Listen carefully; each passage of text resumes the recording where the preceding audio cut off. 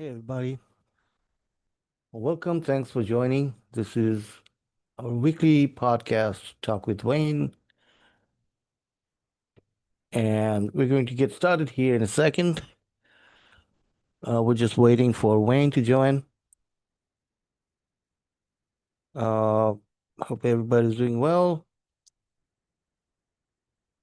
If you are hearing me, let me know. If you are out there in the audience, type in where you at in the world.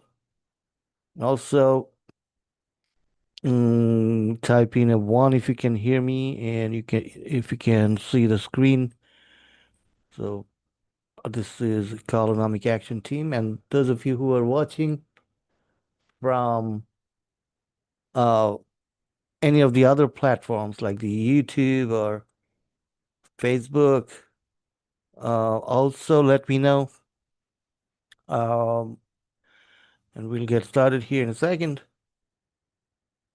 We'll get started here as soon as Dr. Wayne Dorband gets here. So we're just waiting for Wayne to get on this call. I see a bunch of you out there, so let me know if everything is clear coming through onto your device. And if not, we got to do something different. So, anyway, once again, thanks everybody for joining. We're going to get started here in a few minutes. And if Wayne doesn't get on in about 5 minutes, we'll do a replay of a previous session that was a popular session um, that you watched on EAT.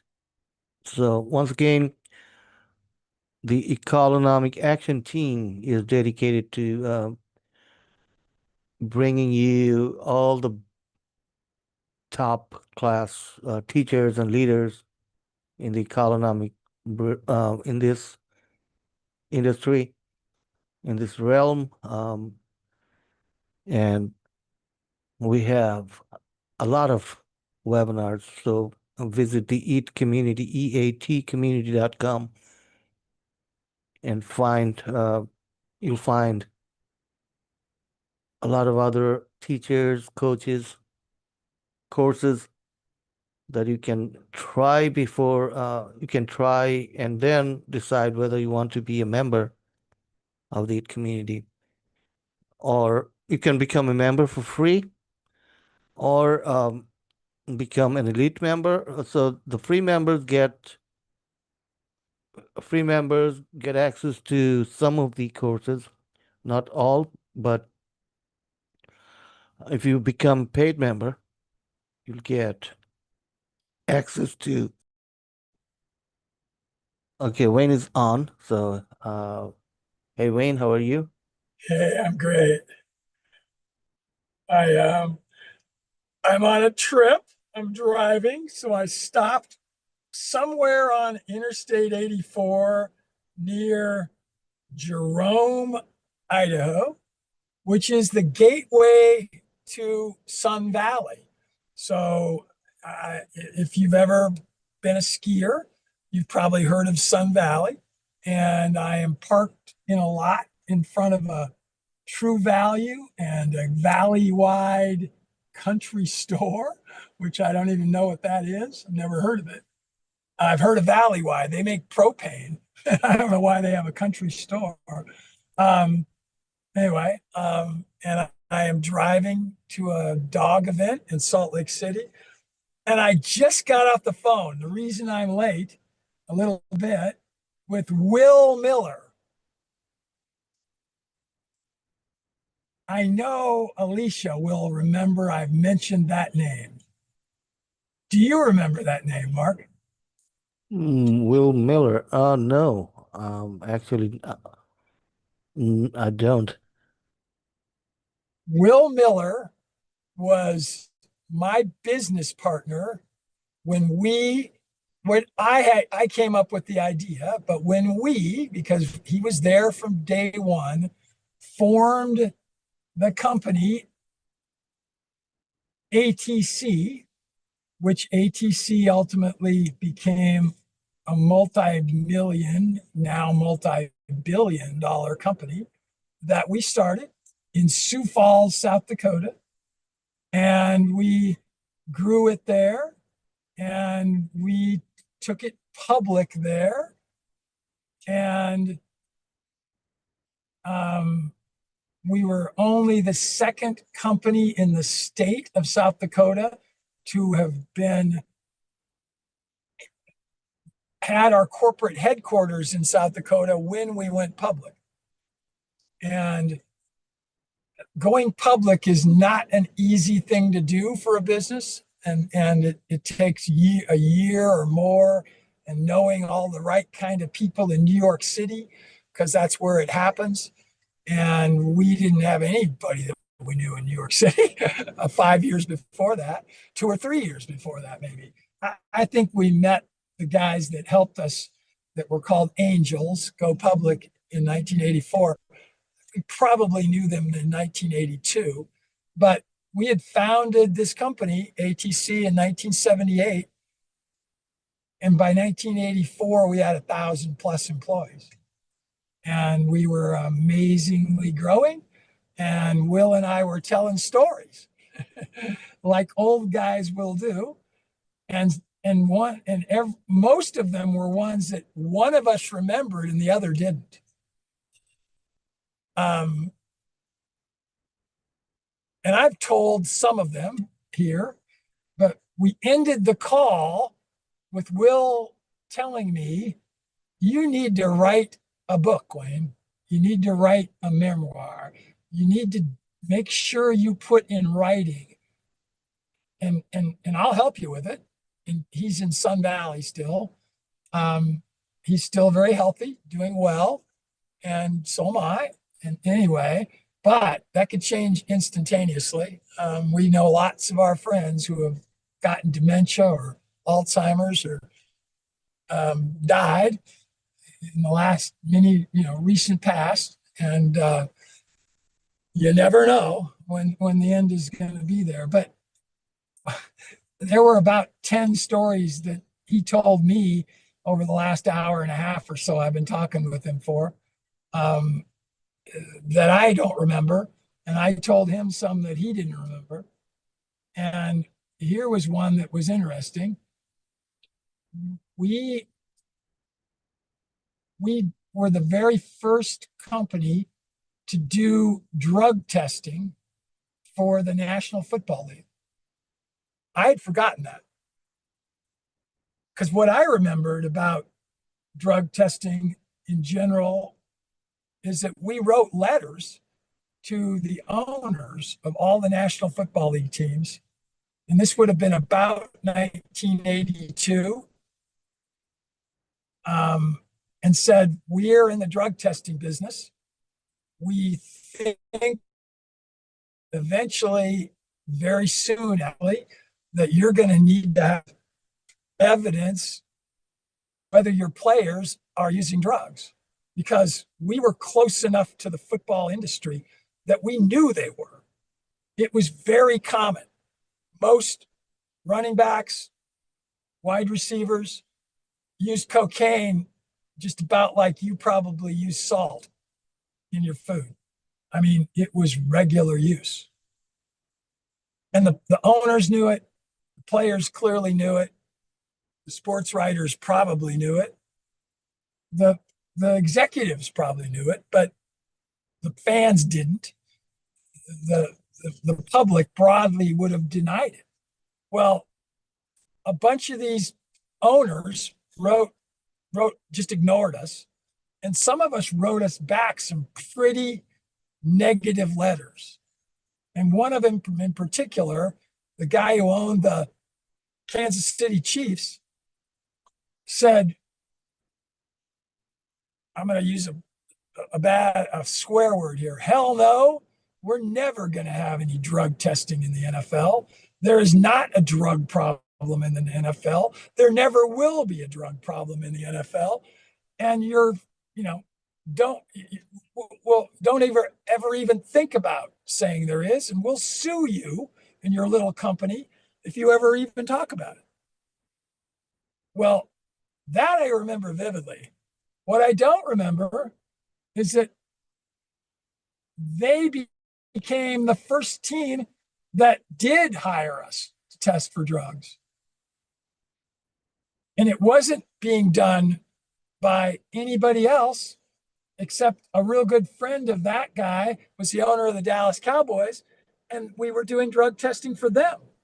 And we were finding all of their skill players were using cocaine and using methamphetamine and using bad, could have been killing things for them. So anyway, um, What what about steroid use in sports? oh, everybody was doing that. Um, that was that was common knowledge. Um, but again, not by the public. Anybody close to those sports knew that it was heavily being used. In the cycling sport, it was everybody. I mean, or oxygen drug out, to increase your blood oxygen levels, um, so that you had more stamina. Um, EPO. I can't think of what that acronym was for now. Right now, EPO. Oxygen is the last, but um, anyway, yeah, that was a common practice. Um, I when I'm on my phone, and when I'm on my phone, I don't see some things. And sometimes I try to switch screens, and it takes me to where it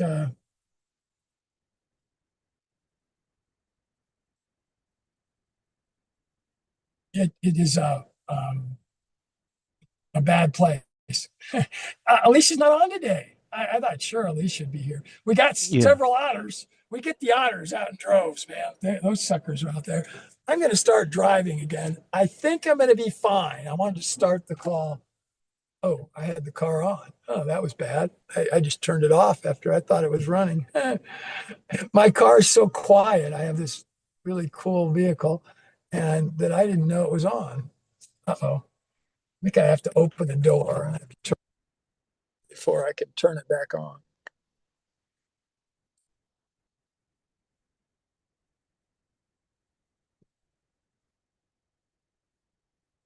Yeah, your car would make a funny noise if you try to start it when it's It's already not, started. it's not start, and I've got a problem. It's not. I wonder if I created an issue because I was sitting here for the last not very long, 12 minutes or so with it running. But I put it in park, and I might have to get out. I might have to get out of the car for a second and open and close the door. It's got all kinds of sensors. You guys still hearing me? Still good? Yes, sound is good. You hear me, Bark? Yes, I can hear you fine. Are you hearing me? Me? I must have hit my mute thing. Mute button? Okay. Or is there audio coming through your car? Now it is. Well, it Okay. was now, but I switched Okay. it over to just my phone, All and right. but I've got it now. I'm a little panicked. I got to get my car started.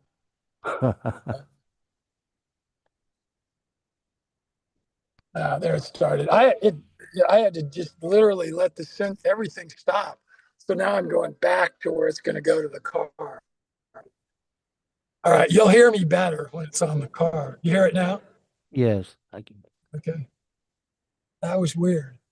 Um, Boy, I just blew my mileage. I was getting such great mileage on the trip as I sat Right. here idling for the last 20 minutes or Yeah. so. But you had something that you add to your gasoline and gives you better mileage. I Yeah, thought, yeah, I right. do. If Okay. it's crazy, I've done it. Matter of fact, I have some right here. You know what? Okay. When I can't be holding this phone, everybody. I was driving in this part of the country back. Remember, Mark? I think I was on the phone even. I'm going to show a picture of this, but Yeah. they're called Govee is the name of the company that makes these. And I'll switch my phone around. And here are the Govee pills. Right. And guess And what? that's Alicia just joined, so we were missing her. there are 50, there were 50. I I'll show you how small they are. And you just put them right in with the fuel tank when you put your um, fuel in your vehicle.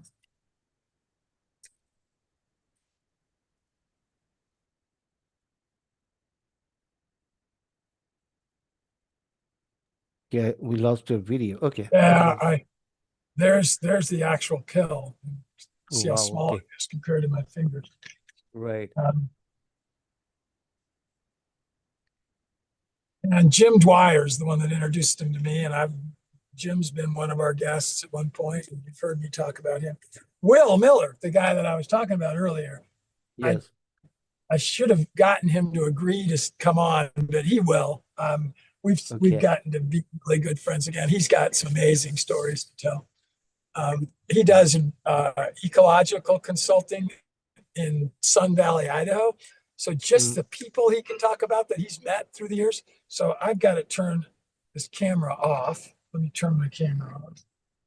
So just going to be me here because if I got it, like I said, I got a ticket on the interstate before because I had my phone in my hand, and Okay. and now I don't. So now it's going over the screen. I think I'll have good signal for this, so we should be fine. Okay. Um, so here's another story I've told little bits of that Will remembered one other piece of it. And these are all true. These are so bizarre, but they're true. They're not made up and they're not exaggerated. We had a guy drive into our parking lot of our laboratory and offices in Sioux Falls with a pickup truck one time with the entire back of the truck was filled with 2 liter bottles, pop bottles like Coke and Pepsi, whatever, big ones, full of water. And I have told part of this story, but the piece I'm going to tell now, I hadn't because I'd forgotten it. Anyway, this guy owned a big ranch over in western South Dakota. We were in eastern South Dakota, 6 hours away. And he believed that the whole process of fracking, which is what's commonly done in wells now, was contaminating his water with natural gas. And that it was not because he didn't like fracking, but it was done wrong. They were doing the process illegally and unprofessionally, and it was causing gas to leak up through his water wells and polluting his water. And water was leaking down from his water into the gas. So the gas formation was about 3,000 feet down, and his water well was about 1,000 feet down. And water was precious. Water was gold that location. And he was absolutely gonna, lose his ranch if because it didn't have water. He had 50 springs that were drying up, and that was a real problem. So, um, so he brought these samples in for us to test them, and we did, and we found gas. They were contaminated. But the part of the story that I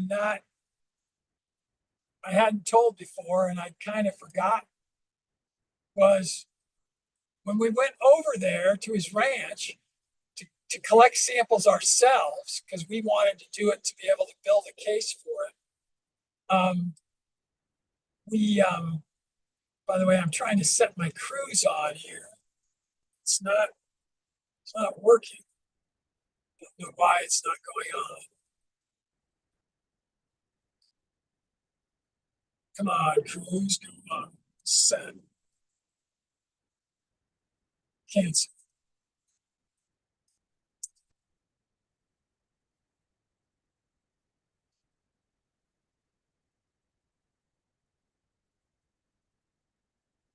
By the way, Jeffrey Poten just came on, so Okay. we can at some point we can allow people to talk, I guess. Yeah. Anyway, we he said that there was so much gas that his ranch manager, who used to shear sheep, I remember this, but I haven't told this story, used to shear sheep for a hobby, and and he did it professionally also, and he would compete in sheep shearing contests. And at one time, he held the world record for the fastest shearing of a sheep, and it was like 30 seconds, something like that. The record is now like 23 seconds. Anyway, he came home from this competition to this ranch, which is out in the middle of nowhere. What do guys do when they're out driving their cars for long distances and then they get home? What do they have to do? Shower. No, have to do. Shower would be nice, but what do they have to do? Change, I guess. They gotta pee, man. Oh, They've okay, been okay. sitting in the vehicle and holding it Yes. in, and they gotta pee. Well, he jumps out of the truck, drives into the house, or excuse me, runs into the house, goes in the bathroom, and sometimes you gotta do the other end too. Well, in this case, instead of just peeing, he sits down and it's the middle of the night. He reaches up to turn on a light in the bathroom, which just had a little pull switch up by the light. You guys have probably seen some of those. You didn't have a switch on the wall. You had to reach up. He pulls on the pull switch and the house blows up. Oh, wow. Okay. And it was Quite a funny story. because in a gas explosion, and unfortunately I've been in one, when you're really close to it, you don't you usually get a lot of noise, but the actual fire from it and the pressure is farther away. He got Wow. Okay. blown out of the bathroom. Oh He no. comes and the house then caught on fire and it burned to the ground. But he Oh. wasn't really injured. He couldn't hear for a while, Uh-huh. but his hearing came back and then he was fine. Anyway, what I forgot, I've told that story before multiple times, probably to this group even. But what I had forgotten was on that, we went over there after that, and Russ, the guy who owned the property, said, "Let me show you something." Okay. He opens up the little valve on the hot water tank in his house, which will usually just let air out. It depressurizes the tank. He lights a match, and it looked like a blowtorch was there. Oh. Oh. So it was natural gas coming out of the supply pipes. No, it was coming out of bad fracking that had occurred the ground 3,000 feet below. Oh, It was wow. illegally and improperly done. And the well casings hadn't been properly sealed. I mean, there was just all kinds of problems Mm-hmm. because of what he did, what the drillers did. Right. So he sued them. He sued the state of South Dakota because they approved these guys. He ultimately, 20 years later, won.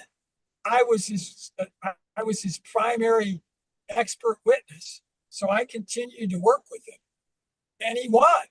And he won a judgment, but the judgment was not enough that it was enough to make him pretty wealthy for the rest of his life. But by that time, he had lost the ranch, he had lost his business because he was fighting this, and he was spending all this money in advance of winning the case. Mhm. And he lost everything.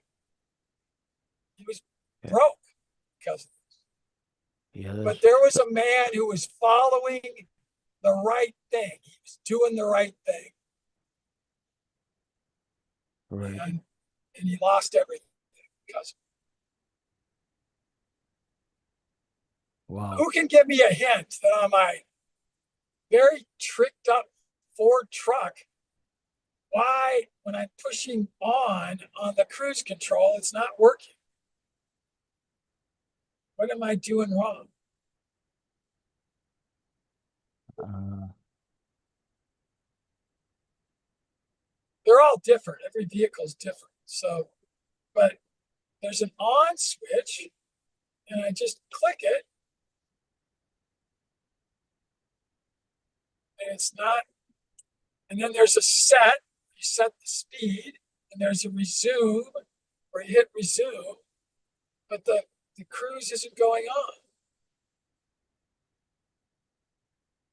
yeah, it should, when you turn it on, it should just engage, right?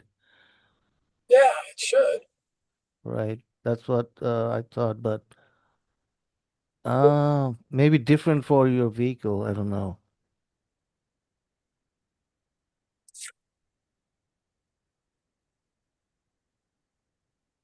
Uh,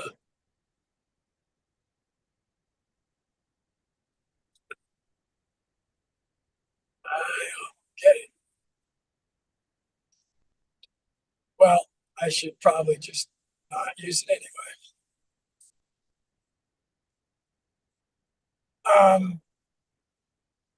Anybody have thoughts and questions? Talk with Wayne. So, what do you guys have out there? Alicia comes up with stuff. Gregory sometimes does. He's been one of our speakers.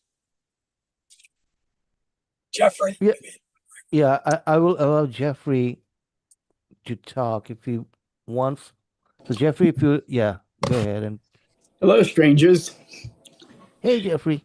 It's been quite some time. it has. What have you been up to? Oh, it's a long list, Wayne. I hope you're doing well. I'd I'm be doing glad to very talk about it a little bit, but I was getting your meeting announcements, and 5 o'clock my time just never seemed to work on a Thursday. But happened to be around today, and I jumped at the opportunity to tune in. awesome. But health wise, you okay? I think it was pre COVID, probably. Or did we Yes, talk out? it was. It was. Yes, luckily we all survived, and now I'm putting in my a new greenhouse and doing a lot of planting and involved in a number of agriculture projects.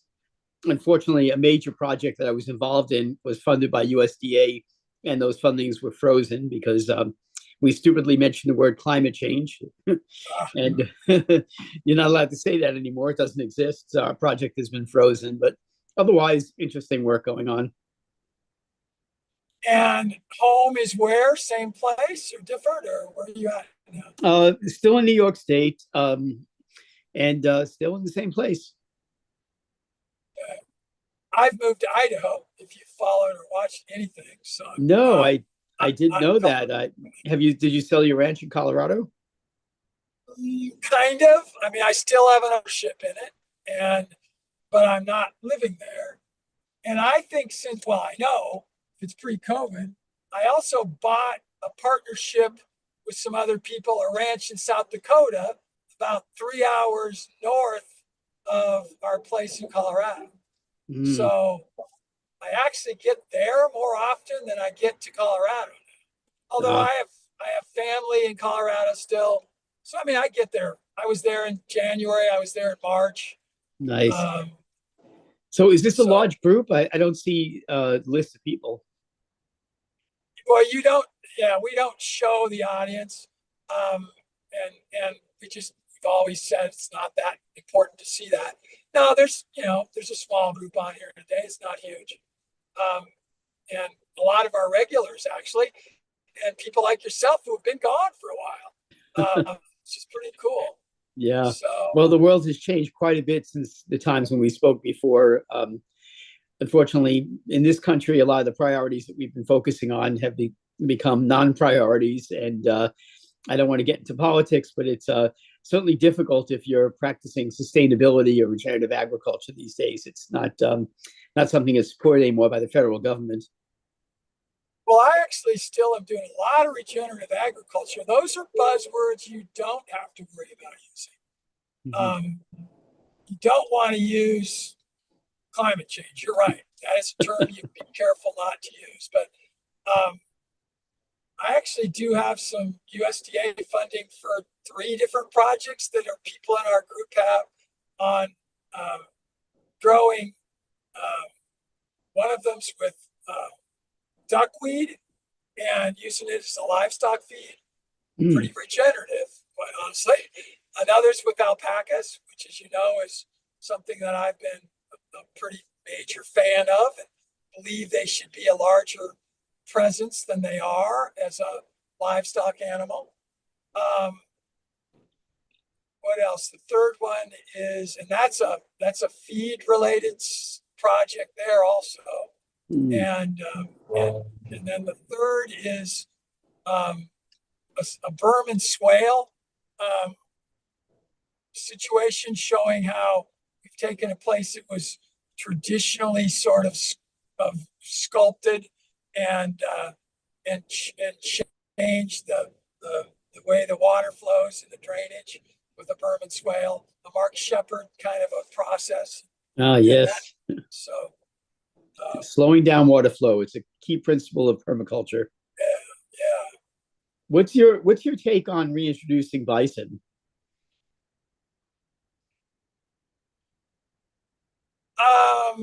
That's a great question.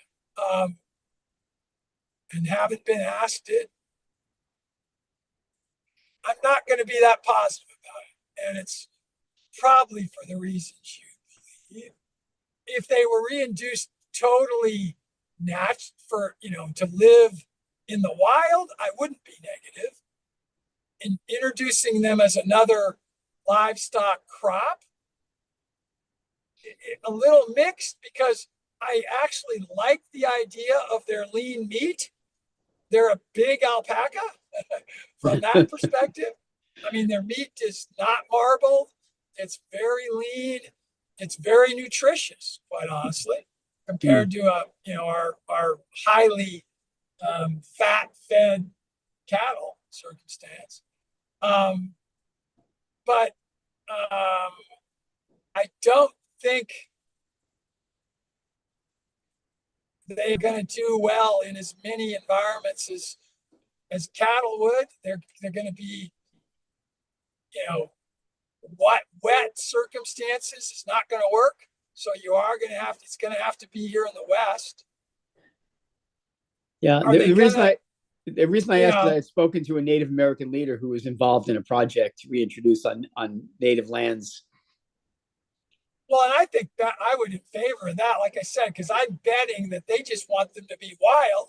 They want to harvest probably, but they're not going to grow them in any kind of a intense livestock production fashion.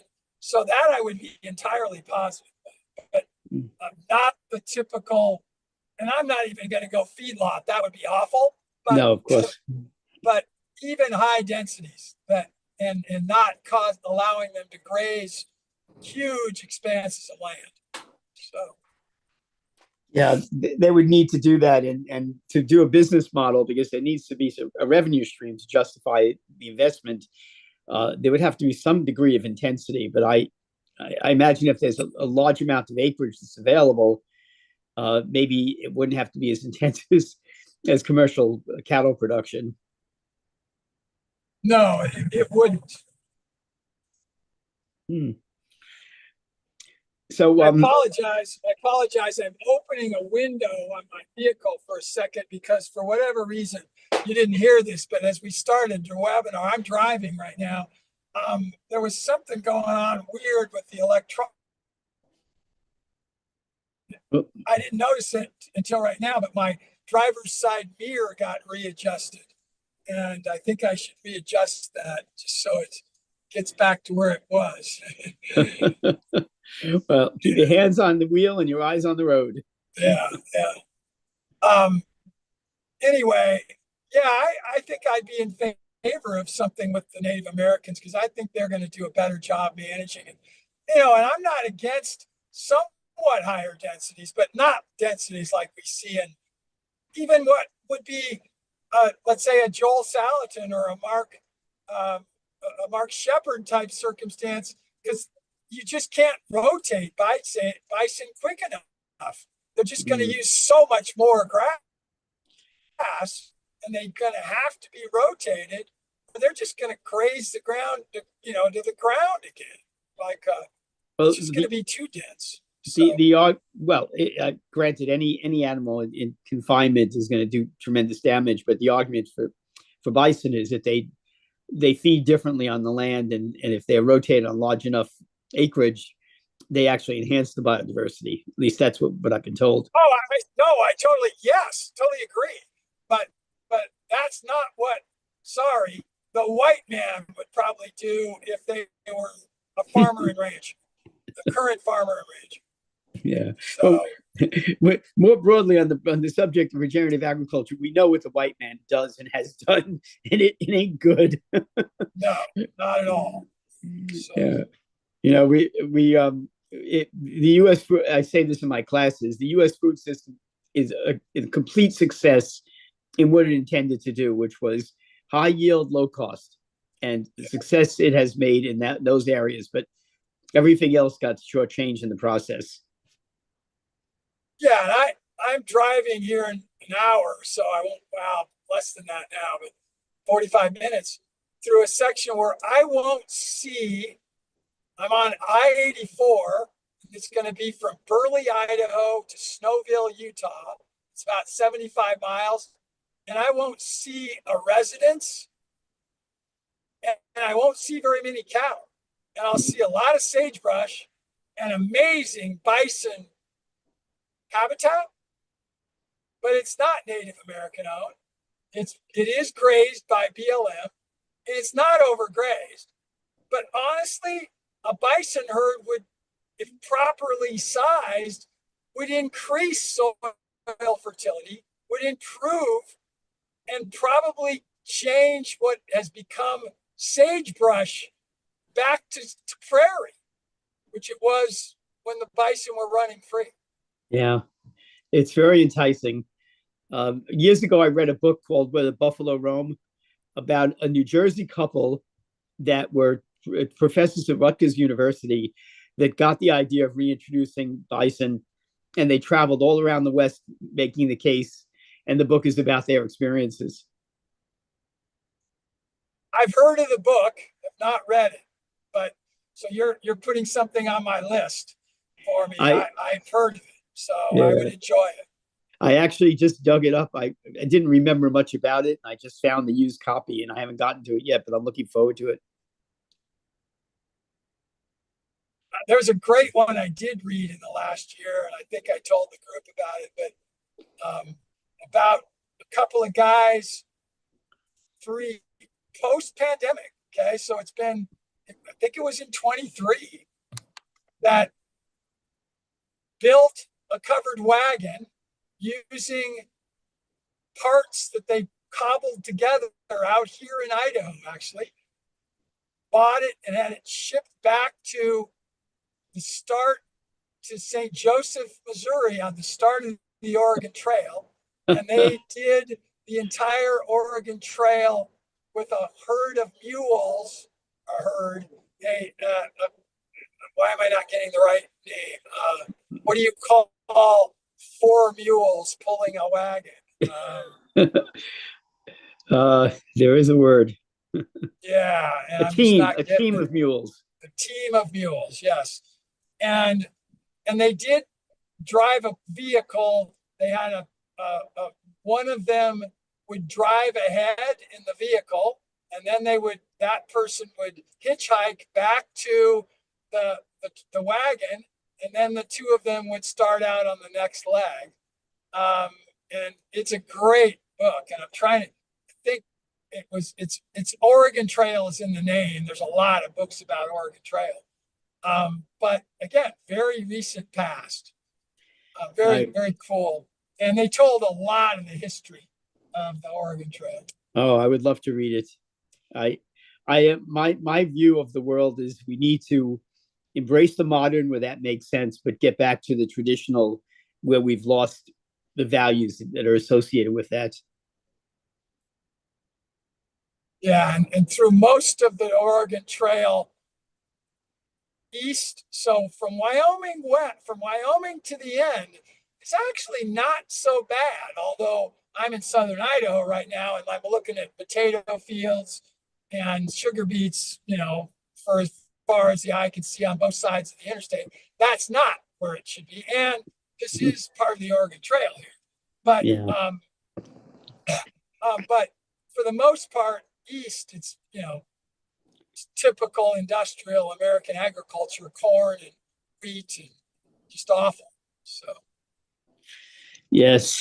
I right before the pandemic, I went to northern Italy because there's a town in northern Italy called Mals that at the time was the only jurisdiction that banned agricultural pesticides. And a friend of mine wrote a book about this town. And I was so taken by the book that I asked him to recommend people for me to reach out to. And my sons and I were on a European trip, and they were invited to a party in Barcelona that I wasn't invited to. So I took 6 trains to get to this town. And despite what we hear about the beauty of Italian food and how everybody is so concerned about the quality of food, for mile after mile was industrial grape and industrial apple production until I got to this little town in the region called Südtirol, just below the Austrian border. And the town was just amazing. It wasn't just they banned pesticides, but they were trying to actually create a sustainable economy with small scale agriculture and crafts and value added production. And it was a delight, but it was in the midst of industrial agriculture par excellence. wow. Is there a book or something written about Mall? Yes, it's an amazing book. It's I don't remember the title, but it's written by Philip Ackerman Leist, Liest. And Philip used to run he was a dean of an agricultural program at a private college here in the East in Vermont called Sterling College, which is one of those working colleges where the inmates basically run the institution. So the students run the farm. They run so much of campus activities, and he developed probably one of the first regenerative ag college programs in the country, and ran that for many years. But the book is about his experience. Well, started with his experience there as a grad student working on a farm on an old castle, and was so taken by the area that he went back when the town first attempted to pass legislation, and it was not an easy process for obvious reasons. But the book, it's a wonderful story, and as I said, I don't remember the title, but if you look up Philip Ackerman Leist, Liest, he's got about 3 books, and this is the book, I think his most recent book. And he has a grass-fed beef operation in Vermont, and he's an amazing guy. Mark, put that in the chat, please, and also put the Buffalo Rome one that he described in the Okay. chat. Yeah, So Jeffrey, Mark, it's Where the Buffalo Roam, and I can okay, actually find Philip's book if you give me a second. okay. And Mark, I remember you as well. It's been a while too since we've spoken. Yes, right. Yeah, we enjoyed your webinar, so we are expecting you to come back and do another one Yeah, I'd Yeah, sometime. like that. I think it's Yeah. still available online. When I occasionally do a vanity search, I find it. Okay. oh yeah, everything we've done historically is still there, and you're going to be really surprised here, Jeffrey. We will have our 9th anniversary on June 6th. Oh, that's great. So what have you been While you're focusing looking, on? Jeffrey, while you're looking, let's see if anybody else in the audience has any questions for Jeffrey or for me, but mainly for Jeffrey. Yeah, I don't see any questions yet, but yeah, people can start thinking about it?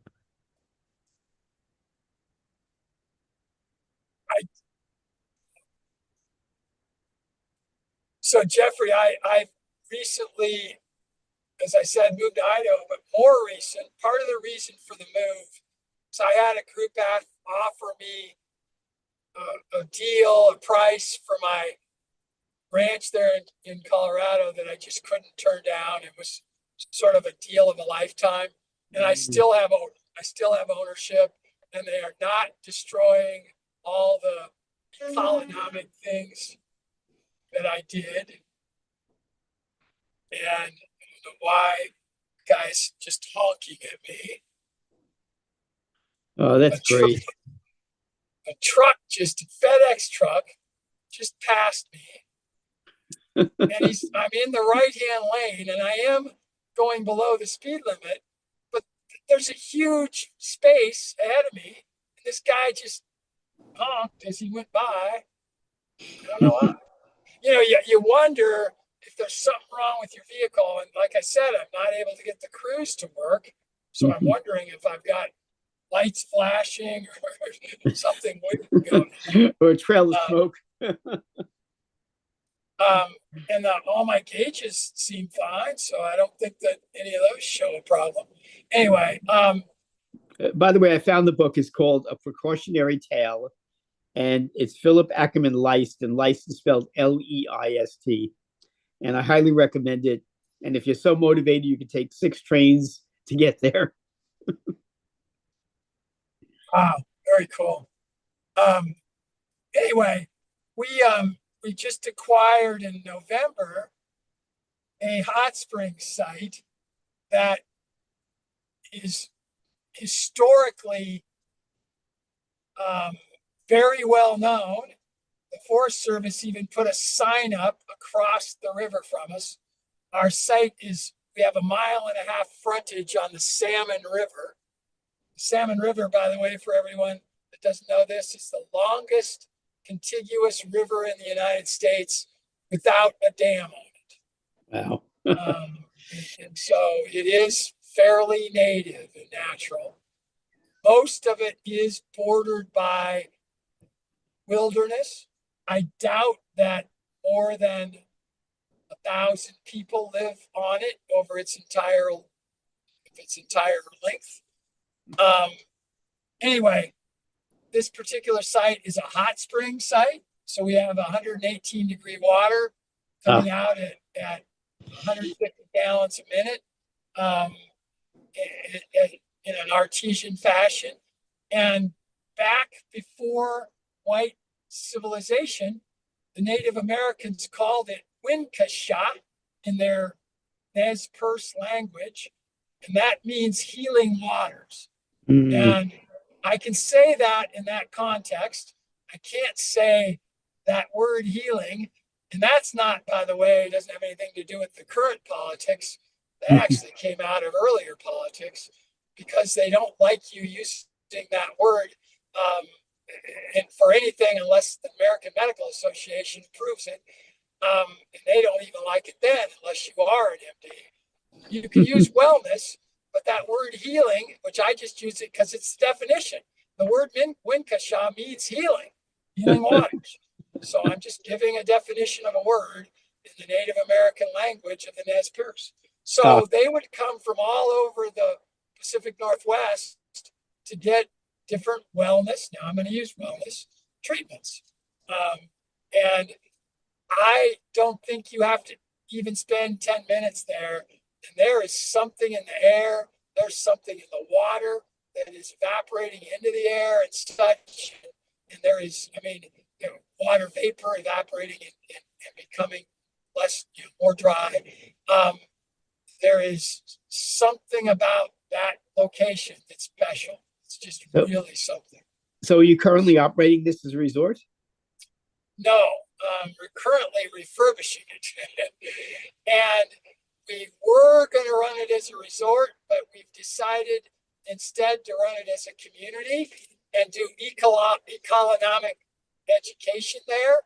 One of the negatives we had about Colorado, and one of the reasons that we wanted to look for a site like this one, was we couldn't get the county we were in, Larimer County, to approve zoning or permitting for any kind of lodging. I mean, camping, anything. Mm. And this site in the county we're in has no zoning and no permitting. And we are able to have about 30 economic businesses there, which is something we've wanted to do forever. And we're going to do that. So we're going to have most of our lodging, and we do have a wonderful lodging situation that's That going to sounds be for incredible. residents, and Yeah. not for guests. Have you ever been to Chico Hot Springs in Montana? No, It is a wonderful, wonderful place. I've been there a couple of times. It's just north of Yellowstone, and it's on the on the Yellowstone River, I guess. And I've kayaked in the river. It's just incredible, and the hot springs there are wonderful as well. Well, there's a lot more. I've become now sort of a snob and studied hot springs, and I've been to a bunch, 50 or so. But there's thousands of them that are commercialized across the world. But that's the problem. Most of them aren't used for anything other than just recreation. Mm. And the reality is probably a lot more of them than you think. Our water, we did all kinds of testing on our water. It absolutely is drinkable right as it comes out of the spring. I mean, it's got very low levels of arsenic, which is a very problematic element in a lot of hot springs in their waters. We have elevated sulfur, but not to any kind of level that's dangerous, and it actually adds a little bit of value sort of to the water. We have no bacterial issues in it, and it obviously, with very minimal, I'm just going to call filtration, we're going to actually, that's one of the things we're going to do. We're going to bottle it. And it's neutral in pH. It's not, most hot springs have very alkaline water, yes, which is probably good for drinking, but not good for growing plants, as you know. Yes. Plants don't like real basic water. And I'm talking pH of 9, maybe. Yeah. So, well, with all due respect, Wayne, I'm a water snob too, because I am in the middle of the New York City watershed, Catskill Mountains of upstate New York, the best water on the planet. Excuse me, my own bias, but we have incredibly good water. It serves 9 million people. Most of it's unfiltered, and I pull it right from the ground from my 300-foot well, and I feel spoiled to the end. Oh, I'm not saying this water is anywhere near like the best in the world. The key out here is we can now grow year round, and we can use it for heating and cooling. I was shocked how little of the water from springs is used for geothermal heating and cooling. And that is surprising. it's ridiculously small. The city of Boise uses it, which I knew, but there are multiple other cities where you could just poke a well and you're going to have it, and they don't use it. Boise has 1/3 the heating and cooling costs of any other major city in the United States, of all their government buildings. 1/3. That's incredible. Wayne, I've got to jump off, but I would love to connect with you one-on-one at some point. Yeah, let's do it. Mark, make sure Reed gets it, and it helps me schedule, so I'll forget. Got it. So, Mark, do you still have my email address? oh, yeah, Yes. I'm sure Yes, we do. I got it. Yeah, if you could drop me a line and tell me sometimes Wayne's available, and we'll schedule something. Sure. Okay. We'll do. Sounds great. Good talking to both of you, and Thanks, everybody Jeffrey. else. Appreciate it. Take care. Have a great day. Bye. Thanks. Bye-bye. Mark, wasn't Jeffrey on with us more than once? I can see one, but maybe I don't know if he was more than one, but No, you know what? I think you're right. It was only yes, once. I'm thinking of somebody else. right. The guy that did the series on education, but it was a really good one. His name starts with a P, last name. Okay. Anyway, we are at the top, getting close. We got 6 minutes. I'm gonna I timed this just right. I am going to hit a bad cell zone here Okay. quickly. I'm going to go into that sagebrush area I was telling you about, where there's just nothing. Any other questions or comments from anybody? I don't see any questions. And I saw Kendra was on, but she jumped off. Uh, yeah, nothing else. Okay. Somebody help me figure out my cruise control. I'm being maybe too wanting something. I should be riding a mule train here to do this trip, but I would have Uh, started like a week ago to do it. I'm still getting 26 miles a gallon on this trip. It's not bad for a Wow, truck. that's is that a F-350 that you're driving? No, it's a 150. 150. Okay. It's not much smaller. Yeah, still pretty good mileage. Yeah. Um, all right. Well, I think before I lose signal entirely, call it a wrap today, everybody. Thank you. That was great being able to talk to Jeffrey. What great info from you guys. Check out that book. Check out both the books actually. The one about Buffalo and the one about the city the only area where it's illegal to have pesticides for an area in the country, in the world. He said he made it sound. And have a great day, everybody. Mark, you have a great time. Did you have any other questions? We should have had you ask some other questions. You had some. So. No, at this moment, I think you should be safe and get to your destination. That's important. So